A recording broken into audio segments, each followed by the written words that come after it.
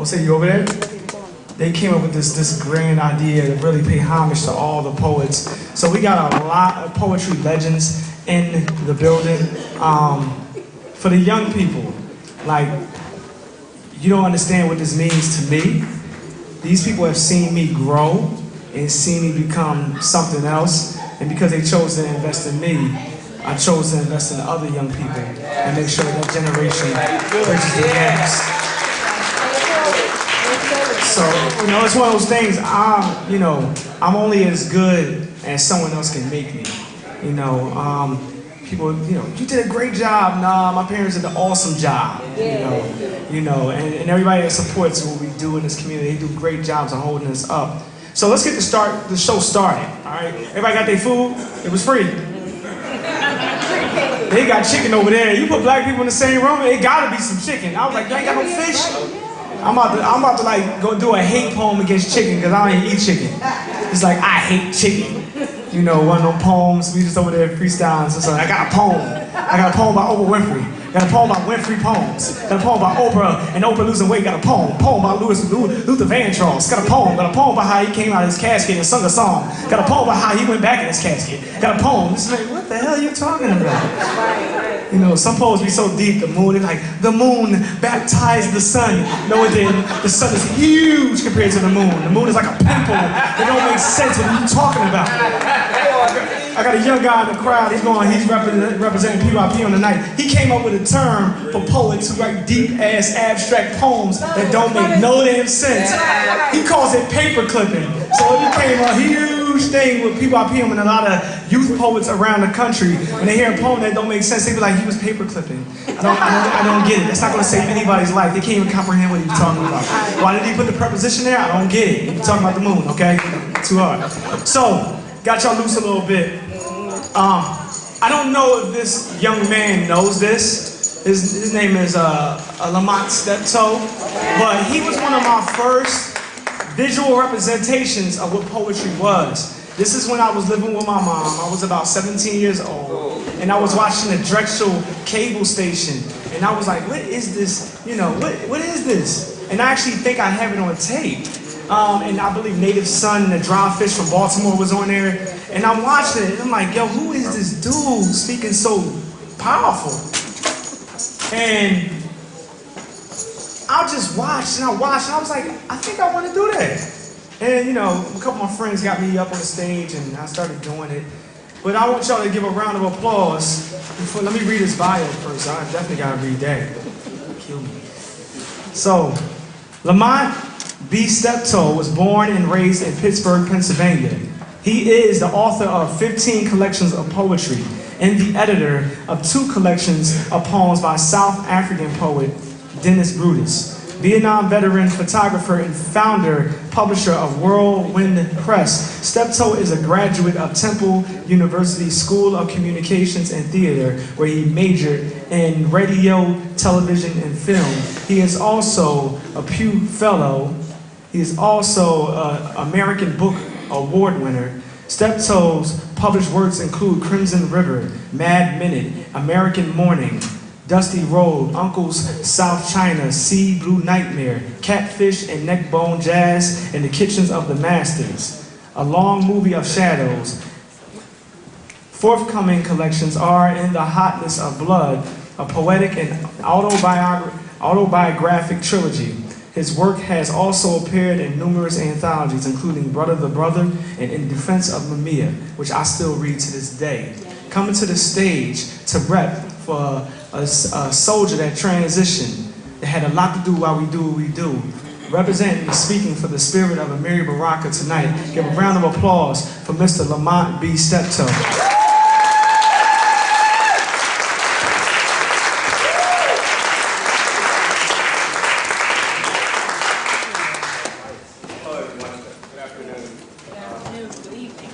He introduced me as a young man when I just turned 65. All right. You young. Still young man. Young. Still young man.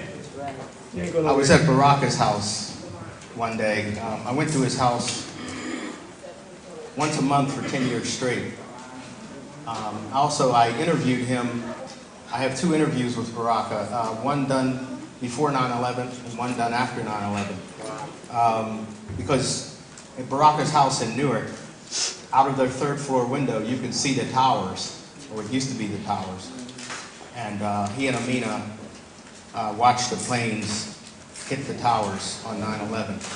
And then that's when he came up with that famous poem, Somebody Blew Up America, which if you haven't heard, you should make a point of hearing. But one of the early times when I went to see Baraka, and I met Baraka in 1982 when he came to Philadelphia to read at Bacchanal, an old South Street spot for artists. And I have photographed him with Jimmy Baldwin as well at the Afro-American Museum in Philadelphia. But one day he said to me, he said, how old are you? I said, 47. He said, you know that ain't no spring chicken. Amiri had this biting, satirical wit. I've called Amiri Baraka a bebop sentence in a Dick and Jane world. A bebop sentence in a Dick and Jane world. I have two pieces that I'm going to read in honor of Baraka. One is published in my book, A Long Movie of Shadows, which won the American Book Award. And the other is from my book, Crowns and Halos. And I have copies of these. I didn't know, if you haven't read Amiri Baraka's collected fiction, you should try to get a hold of that. Because in there, he has a piece about spookism. And I was unaware that he had held forth on the term spookism until I got that book. But I wrote this poem before I became aware of that. And this poem is dedicated to Amiri Baraka and Ishmael Reed. It's called Spookism. I've been running with spirits and spooks all my life. Why you think I'm still here? I'm the hipster hoodoo voodoo warrior of vibes and images. I dream liberation and oppressors go mad. You might see me anywhere, playing the blues under a streetlight on the boulevard of oblivion. I got wings on my heels. I'm the junkyard dog of the cosmos, the bag man of paradise. I carry time like dice and nothing smaller than a whirlwind. I've been running with spirits and spooks all my life. My eyes glow green dreams. Words are wands, and I'm a goddamn magician. Look me up in the encyclopedia of spookism.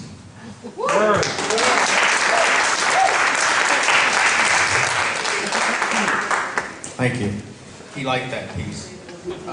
This poem is called Portraits, and it's dedicated to James Baldwin and Amiri Baraka. There was a photograph that I took of Baraka and Jimmy together, and it appeared in the African American Review, the one that was edited by a professor named Alden Nielsen. And the anthology opens up with a picture of Baraka and James Baldwin sitting on stage together. Portraits for James Baldwin and Amiri Baraka. Short, bug-eyed little big men, bones of glowing iron, trouble-making signifiers, improvising language on reeded tongues, Mississippi with rage and blues, walking thunderclaps, hurling lightning bolts at messengers of evil, genius cats as kings of truth, as tacticians of war, wise prophets on camels of time, God sent to our age as warning, as beauty. When we do poetry, it's not just about the poems, it's not just about entertainment. It's a great form of edutainment. It's a great way to educate, enlighten, and make sure that people remember that there's a responsibility, not just socially, but personally, to grow in this world that we live in. And we're all here as one. And in, capitalistic society, we can all start looking at each other kind of, I don't bang with you like that, you ain't got no money, you dress like that, you find reasons to separate yourself from people, but poetry brings everything back in perspective and allows everybody to have that same dialogue and conversation. So moving forward, We had another elder that transitioned in the last couple of years. I believe it was 2 years ago. Actually, was blessed to see his last show in Philadelphia at the Tin Angel. His name is Gil Scott Heron, and he is known for he did a lot of work with a brother named Brian Wilson, I believe. He was the musician Brian Jackson. Thank you. That's my eldest. Check. Get him. Brian Jackson, and it went to In America. Oh man, they should play that on the radio. But anyway, and the revolution will not be televised. We have another young brother here. He's going to actually do a tribute to Gil Scott Heron. He is a father. He's a husband. He is a mentor. He is a poet. He works out of South Jersey, and he works with youth all the time at the Free Library, teaches writing workshops. Give a huge round of applause for Lamont Napalm Dixon.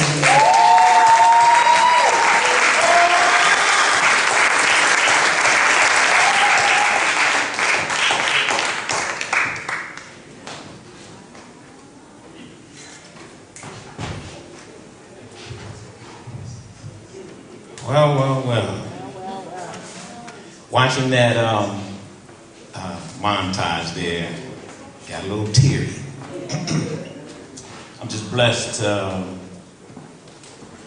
be able to see so many old friends from so many stomping grounds and so many holes in Philadelphia where we did our thing, where we communed based on the words, and we learned from each other, and we encouraged each other. And seeing some of these faces is just really a wonderful experience. So I have 2 highlights in my life, poetically speaking. And one was being invited to read for Amiri Baraka's 75th birthday bash at the Schomburg in Harlem. The other was, for about 4 years, I was performing for the outdoor festival at the University of Mississippi.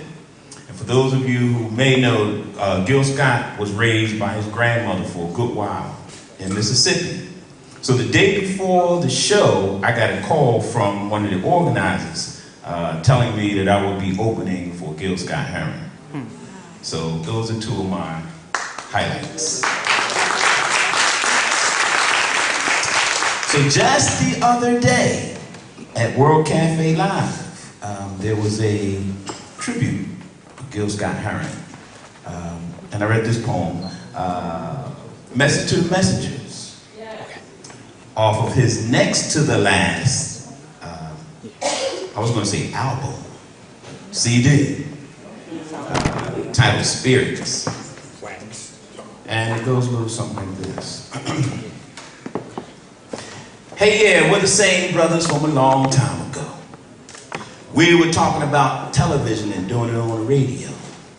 And what we did was to help our generation realize they got to get busy because it wasn't going to be televised.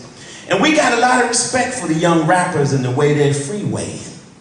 But if you're going to be teaching folks things, be sure you know what you're saying. Older folks in our neighborhoods got plenty of know-how, and just remember, if it wasn't for them, we wouldn't be out here now. And I ain't coming at you with no disrespect. All I'm saying is that you damn well got to be correct. Because if you're going to be speaking for a whole generation and you know enough to handle their education, then be sure you know the real deal about past situations. And ain't just repeating what you heard on a local TV station. Because sometimes they tell lies and put it in a truthful disguise, but the truth is, that's why we said it wouldn't be televised. They don't know what to say to our young folk, but they know that you do. And if they really knew the truth, why would they tell you? Tell all them gun-toting rappers that the man is glad to see us out there killing one another. We raised too much hell when they were shooting us down, so they tried to poison our mind and jerk us all around, and then tell us we got to come in and control our own situation. They want half of us on dope and the other half incarcerated. And if they put some dope on the brother's body, then they're going to claim that it was drug-related. And then tell them drug-related means there ain't got to be no investigation. Well, at least that's the way they're gonna play it on the local TV station. 5 to 5 will tell you that it's hopeless out there on the avenue. And if they really knew the truth, why would they tell you? Because somehow these brothers are feeling the wrong way with a gun in their hand. They're just pulling contracts with the man.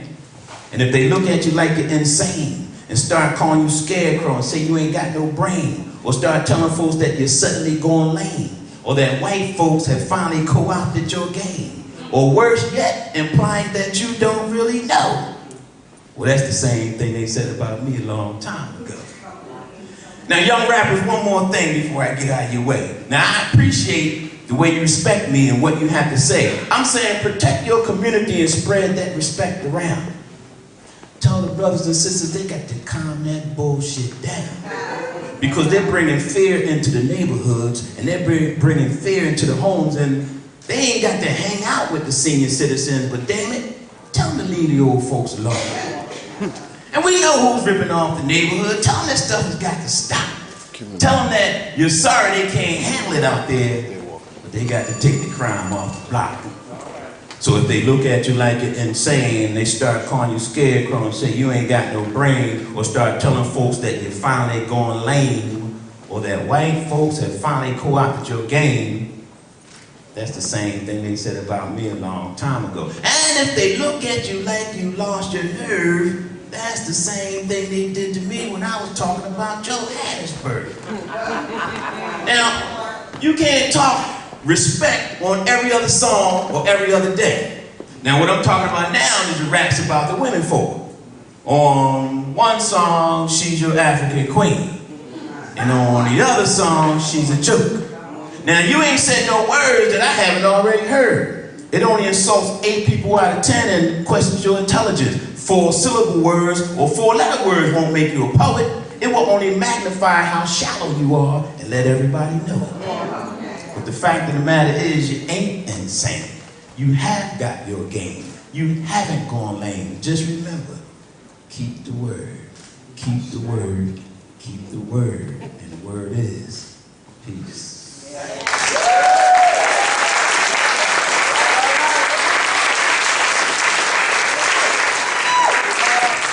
Dropping that verbal fire, talking about those rappers.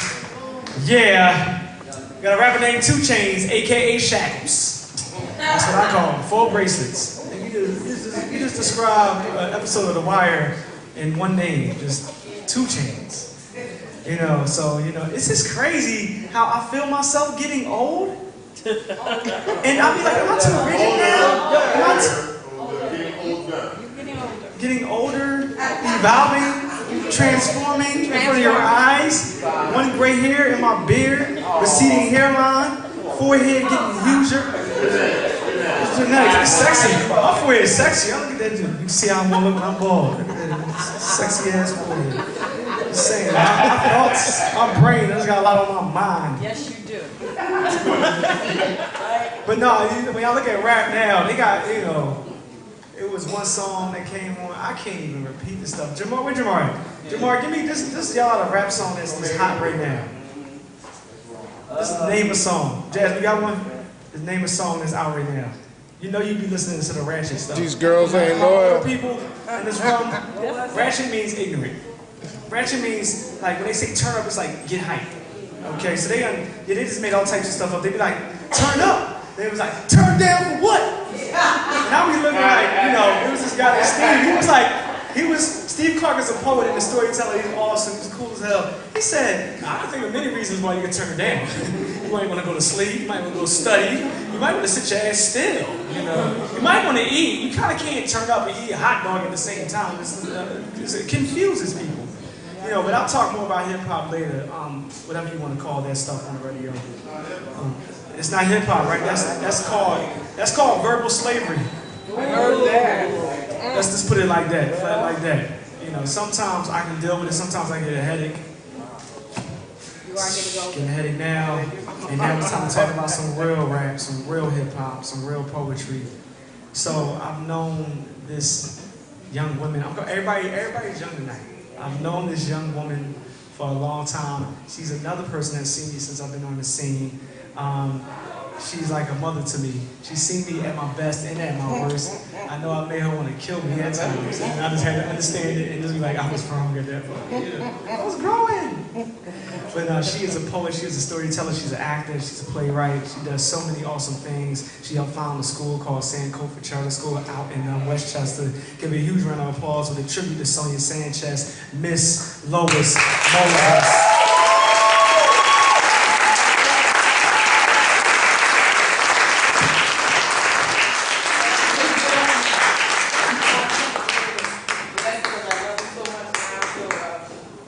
Recognize not only his talent, but I also understand that he's our legacy, and this is about succession planning. Thank you. Take that. I'm part of the succession plan. Yes! Part of the plan. I just want to, Sonia, I really can't describe what she has meant to me. And I guess my story, she really sort of started all of this yelling and screaming and self-proclamation. I was 12 years old. I was doing at Germantown Friends, I was doing a storytelling thing with Linda Goss. And Sonia happened to be the one of the guest speakers. So I remember this little woman coming in, and there were these drums. Now, I grew up in Mount Airy, and my stepfather's Russian, Greek, Romanian, Jewish, and Italian. So I can tell you the kind of household and world that I lived in. So this little woman with drums started playing. And I can't describe the feeling that I had. And then she said the words, "Blues for blue, black, magical women." Oh my God. So after there was a break, I literally, this is what I did. I ran into the bathroom and I waited for everyone to leave so that I could hear myself say the words, "Blues for blue, black, magical women." And that was it. And it opened the door in a conversation for me. And then I had to go find Rob Penny, and then Amir Bronca walked in, and all of a sudden, I understood that I was what they call now an artivist. Using language and using art to not only define the reality that we live in, but also to create, good, bad, or indifferent, but then to create possibilities for people beyond that and seeing themselves whole and seeing themselves larger. So, and not only that, but then I also found out that she was the one who sat in. I went to University of Pittsburgh, and I went to Pitt and found out she was the one who sat in, did the sit-in in the computer lab so that we could have an African Studies department, and that department changed my life. And when I took the first class on Black women writers, when she was one of the ones we read about, I was pissed because why didn't I know? Why hadn't anybody told me that? And so, because when you know who you are, nobody can tell you different. And so at that point, and then of course I ran into Kamika, and then pretty much it was a done deal. You know, the angry black female poets. And I always say, we were just telling people, as Sonia taught us, we were telling people who we were instead of letting other people define us. Yes. So as a result, I'm going just to do a compilation of two pieces that were really connected with my voice that came through Sonia, as well as a tribute to Sonia. And the first one is called "Will They Clone Little Black Girls?" They already doing it. What, I clone myself? No, Kamika cloned me. Will they clone little black girls who won't die, but fight? Will they clone little black girls who supplement stamina for endless struggles to write? Will they clone little black girls like Asada, Sonia Tubman, knowing what they know? Will they clone little black girls like Nikki, Zora, Mommy, Grandma, who orchestrate transmutation as they go under cloaks of duplicity and breaches staggering? Rhetorical, I know. Will they clone little black girls like Billy, Betty, Ida, Winnie, if it means ceasing myopic views of sturdy women, microscopic holograms, child with allegories, binding ties and myths, truths to tortured souls? Will they clone little black girls with nets, dreads, locks, lost eyes, and fantasies, far too black regrettably female, defeminized, fatal. Will they clone little black girls to be reminded of savagery, brutality, inequality, inequity, rape, and bartering amongst nasty founders and forefathers? Will they clone little black girls like Rosa, Sojourner, Fannie Lou, Frances Ellen, Maxine, Angela, who braved notwithstanding ghettos, guns, gloom, doom, distracted and detracted mothers, mothering who stayed unequivocally and persevered, erasing all doubt of concession, digression, misconception, and their wonder. Will they clone little black girls like Nzinga, Hatshepsut, or Set, Hathor, who share blood and legacy of queens, woo, natures, knowing that they know from where they come, denomination, replication, rebirth, and regeneration? Will they clone little black girls, woo, with the integrity of legacy? Little black girls like me that won't die, but fight. Little black girls like Nish that won't die, but fight. Little black girls like Kamika that won't die, but fight. Little black girls like Pat that won't die, but they'll fight. Oh my God, little black girls like Sonia that won't die, but they gonna fight and fight and fight. Will they clone little black girls? I know that's right.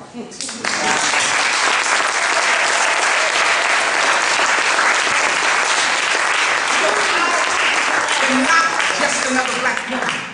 I am a colored girl wrapped up in blues for blue-black magical women who ain't ego tripping because I'm getting ready to gather together in my name in search of our mother's gardens. And while I'm waiting to exhale, now I know when and where I enter, because can't nobody tell me there ain't no dust tracks on the road, because I have sang the Song of Solomon and listened to the women of Brewster Place tell of frozen sorrows so that I could know the naked truth.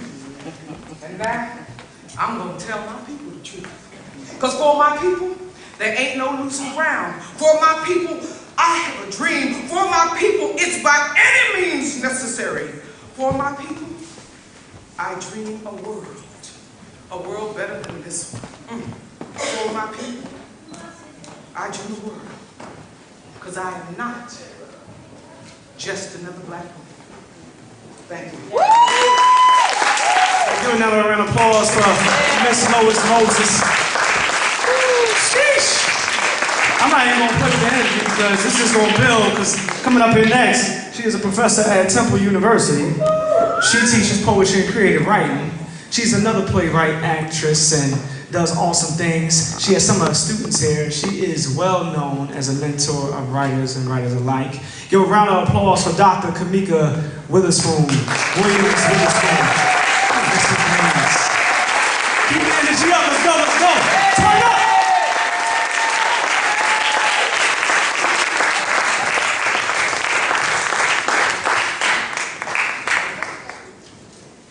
This feels like old home week at church, man. Doesn't it? I wanted to say there's some folks missing, folks who have made transitions. So we pour libations if we did get a chance to do that for the Sharon Goodmans and for Jerome Roberts. There's so many folks who passed on, but they're here with us in spirit tonight. And I just, call somebody's name out if you remember. Come on, real quick. KOP. KOP, yeah. Somebody else. Come on. Cool beans, cool beans. We've got to remember the ones that came before. Mike. Absolutely. The ones that came before us. The ones that came before us. The ones that came before us. James Baldwin. James Baldwin, absolutely. We have to also remember, can we give, I don't know if Lamont's still here, can we give Lamont an extra hand? I don't know if he's out there.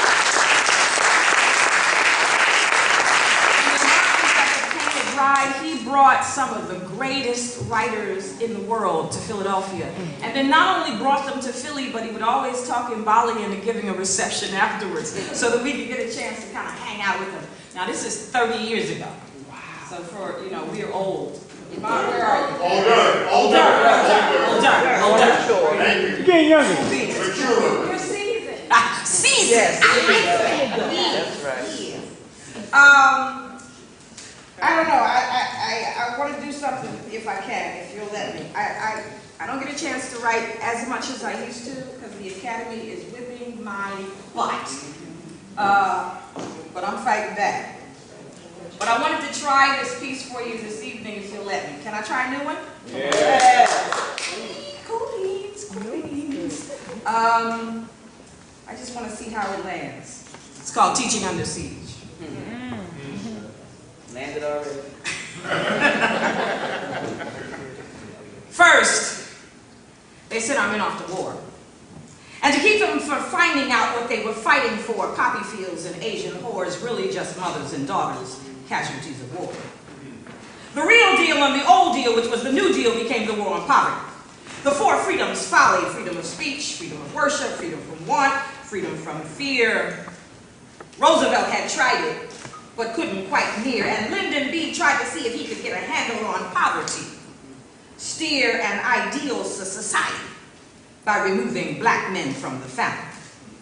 Food stamps, 1964. If head of households were women, there could be no man in the house. And the reaction to all the community action became the welfare state. And oh, how the people who purport to represent the people in We the People, how they love to hate the lower class, the overasked, the put upon, the unemployed, the underemployed. Well then, by 60's end, growing son said, kiss my ass, becoming illegally employed. Street pharmaceuticals, entrepreneurs, the take what you got, make it work kind of doers, playing Russian roulette, holding up corners and walls on the block, drinking 40-ounce Coors. Before you knew it, Nixon blew it. And Tricky Nick media morphed into rerun, a la Gil Scott Heron, that is. And rerun, the rerun, reran, and Reaganomics had an 8-year span of attacking the lower class, widening the gap between the middle and creating the bedrock for the bad stock that shot the 1% to the top on conflict and consumerism, the price for democracy's sticker shock. Then, when inflation rocks the nation, ain't no Goldilocks in this equation. Papa Bush and Barbara Bush and Baby Bush as Junior Bush and urban neighborhoods, long trips imploded, sold COD. The one commandment ignored, thou shalt not kill. And the killing fields became the killing streets, killing the common denominator that repeats, and the freedom from want became the war on drugs, civil rights and riots doused by brothers doing time for less than a joint, nickel or dime, black men gone. From the home and the streets, from the beds and the sheets to the pens, penned in like chattel again. Jim Crow, the prison industrial complex, slavery's new name, the common denominator the same again. Drugs and street clubs bred street thugs, while women had households in the hood, and the children left to no good, latchkey for training, TV for draining, vicious video games and gangster rap for blaming, and fast food. There be the breach. The 1% Tea Party terrorists and politicians feeding cultural amnesia seldom speak about. Don't want to remember how urban blight came this way out. Strategic, under banners and waves of grain. They tout, no child left behind. Really? Rather blame the schools with no tools for the fools that get out. Institutional racism, no doubt, leaving the preacher to preach and the teacher to try to teach, while communities remain under siege. Thank you.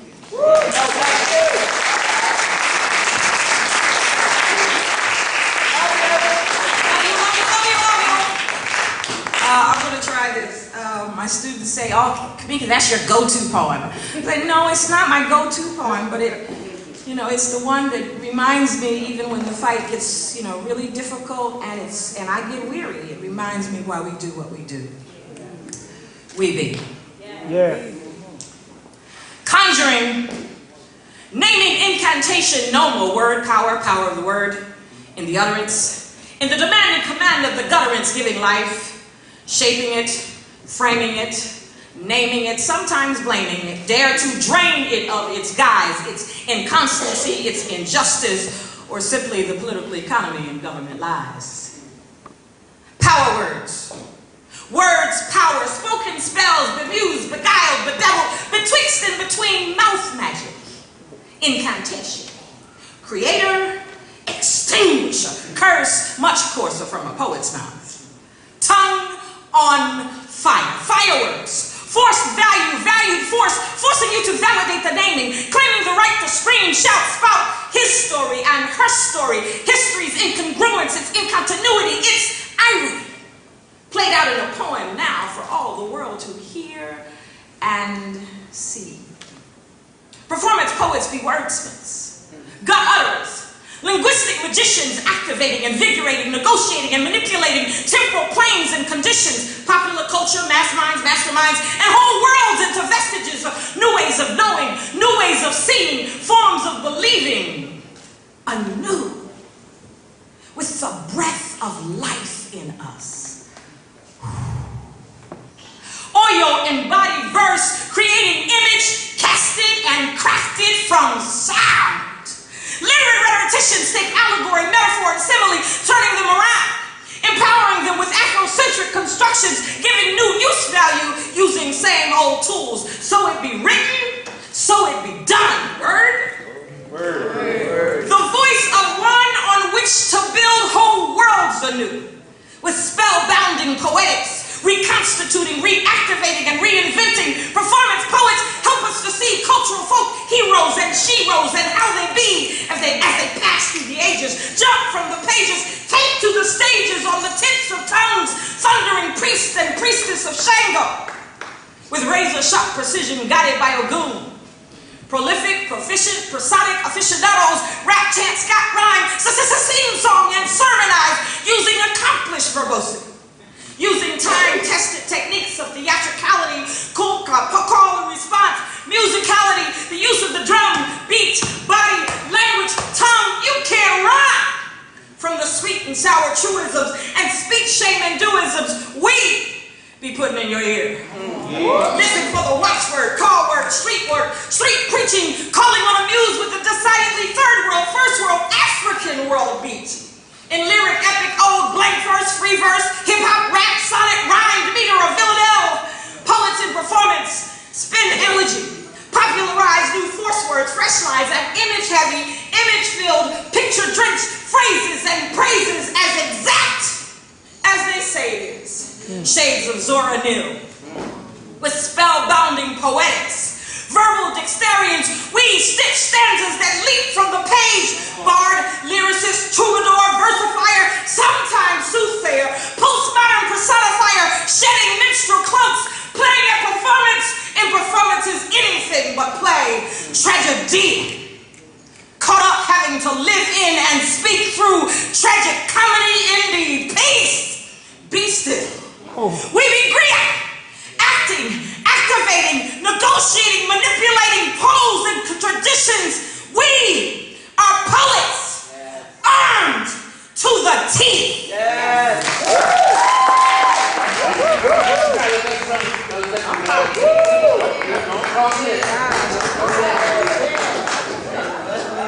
Yeah. Right?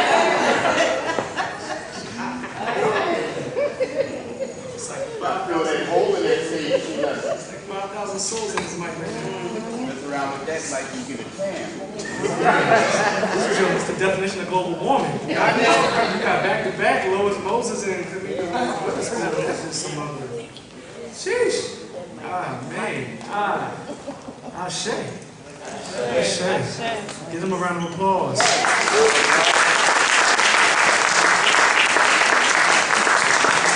I was telling Jamar back there, my mentees, that I wish we had other younger poets here so they could really, really see what it's like. Because it's one thing to speak from your soul and your spirit. It's another thing to be young and speak from being emotionally overwhelmed and whatever drama you're dealing with. That's two different energies. Two different energies, because the emotional drama and all that, if that's your core and that's where you're coming from, that eventually will fade. You know, you're going to have it the rest of your life, the emotional drama. Spirit is infinite. When you speak from the soul, that is something that cannot be controlled. That is something that is about purpose and destiny. Sometimes you don't even know where you're going with your poem. Other things come out, and you be like, how did that get in there? And then next thing you know, you're in the middle of this thing, and somebody got to grab you off the stage and say, you all right? And you're like, thank you. I don't know where I was at just now. We don't know where you were at, but it was great. It was beautiful. It was divine. Okay? So yeah, man, I'm moved because I do miss this energy. We need to do this more. Just the same, just saying.